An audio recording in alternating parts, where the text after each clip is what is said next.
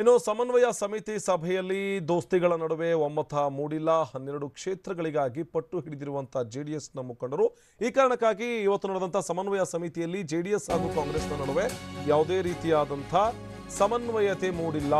ಇನ್ನು ಡ್ಯಾನಿಶ್ ಅಲಿ ಜೊತೆಗೆ ಮುಂದುವರೆದಿದೆ ಕಾಂಗ್ರೆಸ್ ನಾಯಕರ ಜೊತೆ ಚರ್ಚೆ. ಮಂಡ್ಯ ಹಾಸನ ವಿಚಾರದಲ್ಲಿ ಚರ್ಚೆಯನ್ನು ನಡೆಸಲಾಗ್ತಾ ಇದೆ. ಇನ್ನು ಮಂಡ್ಯ ಮತ್ತು ಹಾಸನ ವಿಚಾರದಲ್ಲಿ ಚರ್ಚೆ ಮಾಡೋದಕ್ಕೆ ಸಿಎಂ ನಿರಾಸಕ್ತಿಯನ್ನ ತೋರಿದ್ದು ಮಂಡ್ಯ ಮತ್ತು ಹಾಸನ ಮೊದಲೇ ನಿರ್ಧಾರವಾಗಿದೆ ಎಂಬಂತೆ ಸಿಎಂ ಕುಮಾರಸ್ವಾಮಿಯಲ್ಲಿ ಮಾತನಾಡ್ತಾ ಇದ್ರು. ದೋಸ್ತಿಗಳ ಮಧ್ಯ ಸಮನ್ವಯತೆ ಮೂಡಿಲ್ಲ, ದೋಸ್ತಿಗಳ ಮಧ್ಯ ಸೀಟು ಹಂಚಿಕೆಯಲ್ಲಿ ಒಮ್ಮತ ಮೂಡಿಲ್ಲ. ಒಬ್ಬೊಬ್ಬ ನಾಯಕರು ಒಂದೊಂದಷ್ಟು ಸೀಟ್ಗಳು ಬೇಕು ಅಂತ ಕೇಳ್ತಾ ಇದ್ದಾರೆ. ಆದರೆ ಕಾಂಗ್ರೆಸ್ ಅಷ್ಟೊಂದು ಸೀಟು ಕೊಡೋದಕ್ಕೆ ಒಪ್ಪಿಕೊಳ್ತಾ ಇಲ್ಲ. ಇತ್ತ ಜೆಡಿಎಸ್ ಅಷ್ಟೇ ಸೀಟು ಬೇಕು ಅಂತ ಹೇಳಿ ಪಟ್ಟು ಹಿಡಿದು ಕೂತ್ಕೊಳ್ಳೋದಕ್ಕೂ ಕೂಡ ಶುರು ಮಾಡ್ತಾ ಇದೆ. ಈ ಒಂದಷ್ಟು ವಿಚಾರವನ್ನು ನೋಡ್ತಾ ಇದ್ದೀವಿ. ಯಾವ ರೀತಿಯಾಗಿ ಅಲ್ಲಿ ಕಾಂಗ್ರೆಸ್ ಹಾಗೂ ಜೆಡಿಎಸ್ನ ಮಧ್ಯೆ ಭಿನ್ನಾಭಿಪ್ರಾಯ ಇದೆ ಸೀಟು ಹಂಚಿಕೆ ವಿಚಾರಕ್ಕೆ. 12 ಕ್ಷೇತ್ರಗಳಿಗಾಗಿ ಪಟ್ಟು ಹಿಡಿದು ಕೂತಿದೆ ಜೆಡಿಎಸ್ನ ನಾಯಕರು. ಆದರೆ ಕಾಂಗ್ರೆಸ್ ಅಷ್ಟರ ಮಟ್ಟಿಗೆ ಸೀಟುಗಳನ್ನು ಬಿಟ್ಟುಕೊಡೋದಕ್ಕೆ ಸಿದ್ಧರಿಲ್ಲ.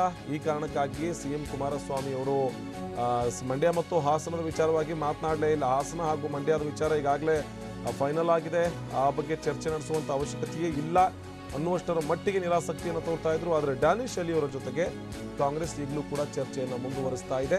ಯಾವ್ಯಾವ ಸೀಟ್ಗಳು ಬೇಕು, ಯಾವ್ಯಾವ ಸೀಟ್ಗಳನ್ನು ಕೊಡೋದಕ್ಕೆ ಕಾಂಗ್ರೆಸ್ ಓಕೆ ಅನ್ನತ್ತೆ. ಇಲ್ಲಿ ಒಂದು ಹಂತದ ಚರ್ಚೆ ನಡೆದ ನಂತರದಲ್ಲಿ ಇವೆಲ್ಲ ವಿಚಾರಗಳು ಹೈಕಮಾಂಡ್ ಮಟ್ಟಕ್ಕೆ ಹೋಗಬೇಕಾಗುತ್ತೆ. ಹೈಕಮಾಂಡ್ ಮಟ್ಟಕ್ಕೆ ಹೋಗಿ ಅಲ್ಲಿ ತೀರ್ಮಾನಗಳನ್ನು ಕೈಗೊಂಡು ಹೌದು ಈ ಸೀಟ್ಗಳನ್ನು ಬಿಟ್ಟುಕೊಡಿ, ಇಷ್ಟು ಸೀಟ್ಗಳನ್ನು ಬಿಟ್ಟುಕೊಡೋದು ಬೇಡ ಅನ್ನುವಂಥ ಫೈನಲೈಸ್ ಆಗುತ್ತೆ.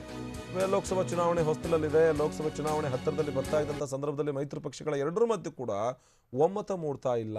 ಒಮ್ಮತ ಇಲ್ಲ ಅಂತ ನೋಡ್ತಾ ಹೋಗ್ತಾ ಇದ್ದೀವಿ.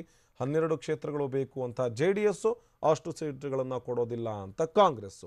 ಈ ಎರಡೂ ದೋಸ್ತಿಗಳ ಮಧ್ಯೆ ಒಮ್ಮತ ಅಂತ ಮೂಡ್ತಾ ಇಲ್ಲ. ಇವತ್ತು ಸಮನ್ವಯ ಸಮಿತಿ ಸಭೆ ಇತ್ತು.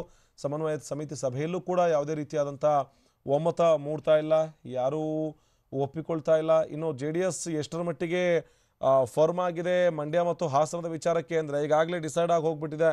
ಹಾಸನದಲ್ಲೂ ಜೆಡಿಎಸ್ ಸ್ಪರ್ಧೆ, ಮಂಡ್ಯದಲ್ಲೂ ಜೆಡಿಎಸ್ ಸ್ಪರ್ಧೆ. ಈ ಒಂದಷ್ಟು ವಿಚಾರವನ್ನು ಜೆಡಿಎಸ್ ಅಲ್ಲಿ ಮಾತನಾಡೋದಕ್ಕೂ ಕೂಡ ತಯಾರಿಲ್ಲ. ಸಿಎಂ ಕುಮಾರಸ್ವಾಮಿ ಕೂಡ ಅಷ್ಟೇ ನಿರಾಸಕ್ತಿಯನ್ನು ವಹಿಸ್ತಾ ಇದ್ರು. ಯಾಕೆ ಮಾತಾಡಬೇಕು ಜೆಡಿಎಸ್, ಯಾಕೆ ಮಾತಾಡಬೇಕು ಈ ಹಾಸನ ಮತ್ತು ಮಂಡ್ಯ ವಿಚಾರವಾಗಿ? ಹಾಸನದಲ್ಲೂ ಜೆಡಿಎಸ್ಸೇ, ಮಂಡ್ಯದಲ್ಲೂ ಜೆಡಿಎಸ್ಸೇ, ಅದು ನಿರ್ಧಾರ ಆಗೋಗ್ಬಿಟ್ಟಿದೆ ಅನ್ನುವಷ್ಟರ ಮಟ್ಟಿಗೆ ಕುಮಾರಸ್ವಾಮಿ ಅವರು ನಿರಾಸಕ್ತಿಯನ್ನು ತೋರಿದ್ರು. ಅಷ್ಟರ ನಂತರದಲ್ಲೂ ಕೂಡ ನಿರಾಸಕ್ತಿ ತೋರಿದ ನಂತರದಲ್ಲೂ ಕೂಡ ಕಾಂಗ್ರೆಸ್ನ ನಾಯಕರು ಡ್ಯಾನಿಶ್ ಅಲಿ ಅವರ ಜೊತೆಗೆ ಮಾತುಕತೆಯನ್ನು ಮುಂದುವರಿಸ್ತಾ ಇದ್ದಾರೆ, ಚರ್ಚೆಯನ್ನು ಕೂಡ ಮುಂದುವರಿಸ್ತಾ ಇದ್ದಾರೆ.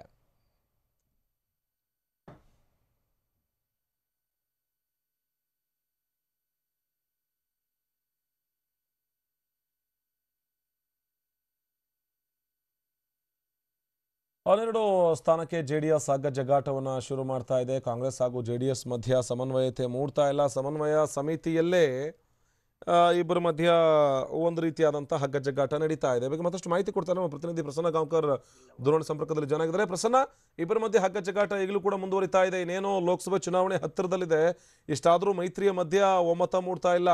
ಇದು ಹೀಗೆ ಮುಂದುವರಿಯುತ್ತಾ ಅಥವಾ ಏನಾದರೂ ಒಂದು ಕನ್ಕ್ಲೂಷನ್ಗೆ ಬರ್ತಾರಾ ಎರಡು ಪಕ್ಷಗಳು? ಪ್ರಸನ್ನ ಆನಂದ್, ಬೆಳಗ್ಗಿನಿಂದಲೂ ಕೂಡ ನಡೆದಂತಹ ಸಿದ್ದರಾಮಯ್ಯ ನೇತೃತ್ವದ ಸಮನ್ವಯ ಸಮಿತಿಯಲ್ಲಿ ಒಂದು ಒಮ್ಮತಕ್ಕೆ ಬರೋದಕ್ಕೆ ಜೆಡಿಎಸ್ ಮತ್ತು ಕಾಂಗ್ರೆಸ್ನ ಇಬ್ಬರ ನಾಯಕರಿಗೂ ಕೂಡ ಸಾಧ್ಯವಾಗಿಲ್ಲ. 12 ಸ್ಥಾನಗಳಿಗೆ ಪಟ್ಟು ಹಿಡಿದಿರುವಂತಹ ಜೆಡಿಎಸ್ ನಾಯಕರು ಅಂದ್ರೆ ಸಿಎಂ ಕುಮಾರಸ್ವಾಮಿ ಮತ್ತು ಡ್ಯಾನಿಶ್ ಅಲಿ ಅವರು 12 ಸ್ಥಾನಗಿಂತ ಕಮ್ಮಿಗೆ ಬರೋದಕ್ಕೆ ಸಿದ್ಧರಿಲ್ಲ ಅನ್ನುವಂತ ರೀತಿಯ ಮಾತುಗಳನ್ನಾಡಿದ್ದಾರೆ. 8 ಸ್ಥಾನಗಳನ್ನ ಮಾತ್ರ ಕೊಡೋದಕ್ಕೆ ಸಾಧ್ಯ ಅನ್ನುವಂತಹ ಅಭಿಪ್ರಾಯವನ್ನು ವ್ಯಕ್ತಪಡಿಸಿರುವಂತಹ ಕಾಂಗ್ರೆಸ್ ನಾಯಕರು ಅದಕ್ಕಿಂತ ಹೆಚ್ಚಿನ ಸ್ಥಾನಗಳನ್ನ ನೀಡೋದಕ್ಕೆ ಹಿಂದೇಟನ್ನ ಹಾಕ್ತಾ ಇದ್ದಾರೆ.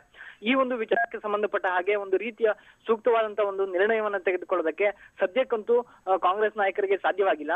ಹೀಗಾಗಿ ಮುಂದಿನ ಕಾರ್ಯಕ್ರಮದ ನಿಮಿತ್ತ ತರಾತುರಿಯಿಂದ ಸಿಎಂ ತೆರಳಿದ ನಂತರ ಇದೀಗ ಡ್ಯಾನಿಶ್ ಅಲಿ ಅವರೊಂದಿಗೆ ಕಾಂಗ್ರೆಸ್ನ ನಾಯಕರು ಮತ್ತು ಕೆಪಿಸಿಸಿ ಅಧ್ಯಕ್ಷ ದಿನೇಶ್ ಗುಂಡೂರಾವ್ ಅವರು ಚರ್ಚೆಯನ್ನ ಮುಂದುವರಿಸಿದ್ದಾರೆ. ಅಂದ್ರೆ 12 ಸ್ಥಾನಗಳು, ಅದರಲ್ಲೂ ಪ್ರಮುಖವಾಗಿ ಮಂಡ್ಯ ಮತ್ತು ಹಾಸನದಲ್ಲಿ ಚರ್ಚೆಯೇ ಬೇಡ, ಅದೆರಡು ಮುಂಚೆ ನಿರ್ಣಯದ ರೀತಿಯಲ್ಲಿ ಜೆಡಿಎಸ್ಗೆ ಬಿಟ್ಕೊಡ್ಬೇಕು ಅನ್ನುವಂತ ಅಭಿಪ್ರಾಯವನ್ನ ಸಿಎಂ ಕುಮಾರಸ್ವಾಮಿ ಅವರು ವ್ಯಕ್ತಪಡಿಸಿದ್ದಾರೆ. ಮಂಡ್ಯ ಮತ್ತು ಹಾಸನವನ್ನ ಹೊರತುಪಡಿಸಿ ಮತ್ತೆ ಜೆಡಿಎಸ್ ಪ್ರಾಬಲ್ಯ ಇರುವಂತಹ 10 ಕ್ಷೇತ್ರಗಳನ್ನ ಕೊಡ್ಲೇಬೇಕು ಅನ್ನುವಂತಹ ಮಾತು ಇದೀಗ ಸಮನ್ವಯ ಸಮಿತಿಯಲ್ಲಿ ವ್ಯಕ್ತವಾಗಿದೆ. ಆದ್ರೆ ಇಷ್ಟು ಕ್ಷೇತ್ರಗಳನ್ನ ಕೊಟ್ರೆ ಕಾಂಗ್ರೆಸ್ಗೆ ರಾಷ್ಟ್ರೀಯ ಪಕ್ಷವಾಗಿ ಮತ್ತು ಸದ್ಯದ ಒಂದು ರಾಜಕೀಯ ಸ್ಥಿತಿಗತಿಗಳ ನಡುವೆ 12 ಕ್ಷೇತ್ರಗಳನ್ನ ಜೆಡಿಎಸ್ಗೆ ಕೊಡೋದಕ್ಕೆ ಸಾಧ್ಯ ಇಲ್ಲ.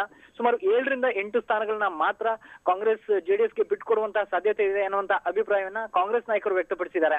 ಹೀಗಾಗಿ 12ಕ್ಕೆ ಏರ್ತಾ ಇಲ್ಲ, 8ಕ್ಕೆ ಇಳಿತಾ ಇಲ್ಲ ಅನ್ನುವಂತ ಈ ಒಂದು ತಿಕ್ಕಾಟದಲ್ಲಿ ಕಾಂಗ್ರೆಸ್ ಮತ್ತು ಜೆಡಿಎಸ್ ನ ಸಮನ್ವಯ ಸಮಿತಿಯ ಸಭೆಯಲ್ಲೂ ಕೂಡ ಒಂದು ಇತ್ಯರ್ಥಕ್ಕೆ ಬರೋದಕ್ಕೆ ಸದ್ಯಕ್ಕಂತೂ ಸಾಧ್ಯವಾಗಿಲ್ಲ.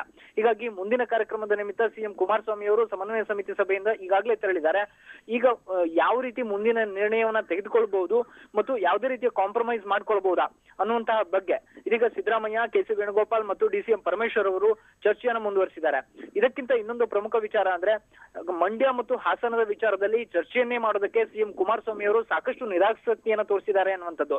ಅಂದ್ರೆ ಮಂಡ್ಯ ವಿಚಾರನ ನಾವು ಬಿಟ್ಕೊಡ್ಬೇಕಾ ಅನ್ನುವಂತಹ ಪ್ರಶ್ನೆ ಬಂದ್ರೆ ಕಾಂಗ್ರೆಸ್ ನಾಯಕರು ಸುಮಲತಾ ಅಂಬರೀಶ್ ಅವರನ್ನ ಒಂದು ಕಾಯಿನ್ ಆಗಿ ಬಳಸ್ಕೊಳ್ಬಹುದು, ದಾಳವಾಗಿ ಬಳಸ್ಕೊಳ್ಬಹುದು ಅನ್ನುವಂತಹ ಒಂದು ಆತಂಕ ಜೆಡಿಎಸ್ ನಾಯಕರಿಗಿದೆ. ಈ ಹಿನ್ನೆಲೆಯಲ್ಲಿ ಮಂಡ್ಯ ಈ ಮೊದಲೇ ನಿರ್ಣಯ ಆಗಿದೆ, ಹೀಗಾಗಿ ಚರ್ಚೆ ಬೇಡ ಅನ್ನುವಂತಹ ಒಂದು ದಾಳವನ್ನ ಪ್ರಯೋಗ ಮಾಡೋ ಮೂಲಕ ನಾವು ಮಂಡ್ಯವನ್ನ ಬಿಟ್ಕೊಡೋದೇ ಇಲ್ಲ ಅನ್ನುವಂತಹ ಒಂದು ಪಟ್ಟಣ ಜೆಡಿಎಸ್ ಮುಂದುವರಿಸಿದೆ. ಹೀಗಾಗಿ ಸುಮಲತಾ ಅಂಬರೀಶ್ ಅವರ ಸ್ಪರ್ಧೆಯೂ ಕೂಡ ಇದೀಗ ಪ್ರಶ್ನಾರ್ಥಕವಾಗಿ ಉಳಿದಿದೆ. ಅವರು ಒಂದು ಪಕ್ಷಾತೀತವಾಗಿ ಸ್ಪರ್ಧೆ ಮಾಡ್ತಾರಾ ಅಥವಾ ಈಗ ಕಾಂಗ್ರೆಸ್ ನಾಯಕರು ಹೈಕಮಾಂಡ್ ಮಟ್ಟದಲ್ಲಿ ಸುಮಲತಾ ಅಂಬರೀಶ್ ಅವರನ್ನ ತೆಗೆದುಕೊಂಡು ಹೋಗ್ತಾರಾ ಅನ್ನೋ ಬಗ್ಗೆಯೂ ಕೂಡ ಇನ್ನಷ್ಟೇ ತೀರ್ಮಾನ ಆಗ್ಬೇಕಾಗಿದೆ. ಸದ್ಯಕ್ಕಂದು ಒಂದು ಒಮ್ಮತದ ನಿರ್ಣಯವನ್ನ ತೆಗೆದುಕೊಳ್ಳೋದಕ್ಕೆ ಕಾಂಗ್ರೆಸ್ ಮತ್ತು ಜೆಡಿಎಸ್ ಸಮನ್ವಯ ಸಮಿತಿಯ ಸಭೆಯಲ್ಲೂ ಕೂಡ ಸಾಧ್ಯವಾಗಿಲ್ಲ. ಆನಂದ್, ಪ್ರಸನ್ನ, ಒಂದು ವಿಚಾರ, ಇಲ್ಲಿ ಸಮನ್ವಯ ಸಮಿತಿ ಸಭೆಯಲ್ಲಿ ನಿರ್ಧಾರ ತಗೊಂಡು ಇಂತಿಂಥ ಸೀಟ್ಗಳು ನಮಗೆ, ಇಂತಿಂಥ ಸೀಟ್ಗಳು ನಿಮಗೆ ಅಂತ ಹೇಳಿ ನಿರ್ಧಾರ ಆಗೋದೇ ಫೈನಲ್ ಆಗೋದಿಲ್ಲ. ಹೈಕಮಾಂಡ್ ಮಟ್ಟಕ್ಕೂ ಕೂಡ ಹೋಗ್ಬೇಕಾಗತ್ತೆ, ಅಲ್ಲೂ ಒಂದು ಸುತ್ತಿನ ಚರ್ಚೆ ಕೂಡ ನಡೆಸಬೇಕಾಗತ್ತೆ. ಆ ಬಗ್ಗೆ ಏನಿದೆ ಮಾಹಿತಿ ಪ್ರಸನ್ನ? ಖಂಡಿತ ಆನಂದ್, ಈಗಾಗಲೇ ಕಾಂಗ್ರೆಸ್ ನಾಯಕರು ತೀರ್ಮಾನ ಮಾಡಿದ ಹಾಗೆ ಹಾಲಿ ಸಂಸದರ ಕ್ಷೇತ್ರವನ್ನು ಕೂಡ ಜೆಡಿಎಸ್ ಕೇಳ್ತಾ ಇತ್ತು. ಅಂದ್ರೆ ಚಿಕ್ಕಬಳ್ಳಾಪುರ ಮತ್ತು ತುಮಕೂರು ಸೇರಿದಂತೆ ಕೆಲವು ಹಾಲಿ ಸಂಸದರು ಕಾಂಗ್ರೆಸ್ನವರು ಯಾರಿದ್ದಾರೆ ಆ ಕ್ಷೇತ್ರಗಳಲ್ಲೂ ಕೂಡ ನಾವು ಪ್ರಾಬಲ್ಯವನ್ನು ಹೊಂದಿದೀವಿ, ಆ ಕ್ಷೇತ್ರವನ್ನ ನಮಗೆ ಬಿಟ್ಕೊಡಿ ಅನ್ನುವಂತಹ ಒಂದು ಪಟ್ಟಣ ಹಿಡಿದಿದೆ. ಈ ಜೆಡಿಎಸ್ ಡಿಮ್ಯಾಂಡ್ ಮಾಡ್ತಾ ಇರೋ ಈ 12 ಕ್ಷೇತ್ರಗಳಲ್ಲಿ ಹಾಲಿ ಸಂಸದರು ಕಾಂಗ್ರೆಸ್ನ ಇರುವಂತಹ ಕ್ಷೇತ್ರಗಳು ಕೂಡ ಸೇರಿಕೊಂಡಿವೆ. ಆದ್ರೆ ಈಗಾಗಲೇ ಹಾಲಿ ಸಂಸದರು ಅಂದ್ರೆ ಕಾಂಗ್ರೆಸ್ನ ಈ ಹಾಲಿ ಸಂಸದರೆಲ್ಲರೂ ಕೂಡ ಹೈಕಮಾಂಡ್ ಮಟ್ಟದಲ್ಲಿಯೇ ಹೋಗಿ ಒಂದು ಅಪೀಲನ್ನ ಸಲ್ಲಿಸಿದ್ದಾರೆ.